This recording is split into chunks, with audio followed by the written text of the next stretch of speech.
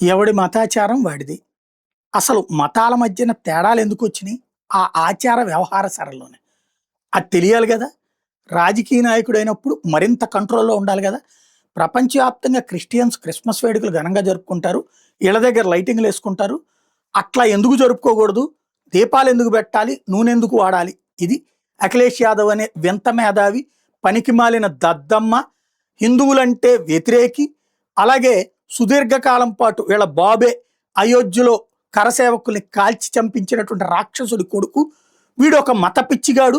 అజాం ఖాన్ అనే ఒక మత రాక్షసుని తీసుకెళ్ళి హిందువుల్ని ఊచకోత కోసే హిందువుల్ని చంపేటటువంటి వాడిని ప్రోత్సహించినటువంటి రాక్షసాదముడు. ఈ దరిద్రుడు వచ్చి ఇప్పుడు హిందువులకి సలహా చెప్తాడు. ఏమని అంటే సలహాలు ఇవ్వాలన్న ఉద్దేశం నాకు లేదు, కానీ రాముడి పేరుతో సలహా ఇవ్వాలనుకుంటున్నా. క్రిస్మస్ పర్వదినం సందర్భంగా ప్రపంచవ్యాప్తంగా అన్ని నగరాల్లో ఘనంగా వేడుకలు నిర్వహిస్తారు. కొన్ని నెలల పాటు ఈ ఉత్సవాలు జరుగుతాయి. నగరాలు ఇళ్లను విద్యుత్ దీపాలతో అందంగా అలంకరిస్తారు. మనం కూడా అట్లా ఎందుకు చేసుకోకూడదు? క్రిస్మస్ నుంచి మనం ఎందుకు నేర్చుకోకూడదు? దీపాలు కొవ్వొత్తుల కోసం డబ్బులు ఖర్చు పెట్టాల్సిన అవసరం ఏమొచ్చింది? ఈ విషయం అందరూ ఆలోచించాలి. డబ్బులు వృధా చేయొద్దు. ప్రభుత్వం నుంచి మనం కోరుకునేది అదే. విద్యుత్ దీపాలతో దీపావళి వేడుకలు చేసుకుందాం. ఇది ఈ నికృష్టుడు చెప్పేది.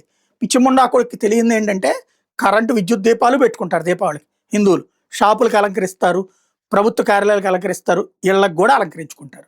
ఓ పక్కన దీపాలు అలంకరించుకుంటూనే ఇది సంప్రదాయం ప్రకారం. హిందూ సంప్రదాయంలో ఏంటి?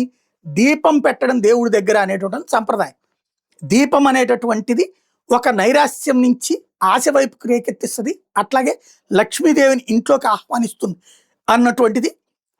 ఒక చీకట్లని దూరం చేసి వెలుగుల్ని తీసుకొచ్చేది అనేటువంటిది హిందువుల యొక్క నమ్మకం. ఆ నమ్మకాన్ని వీడు వమ్ము చేస్తున్నాడు అనమాట. క్రైస్తవులతో పోల్చుకోవాలట. దీన్నే విశ్వ హిందూ పరిషత్ నిలదీసింది. భారతీయ జనతా పార్టీ అయితే ఏకంగా ఆంటోనీనా లేక అక్బరా అంటూ నిలదీసింది.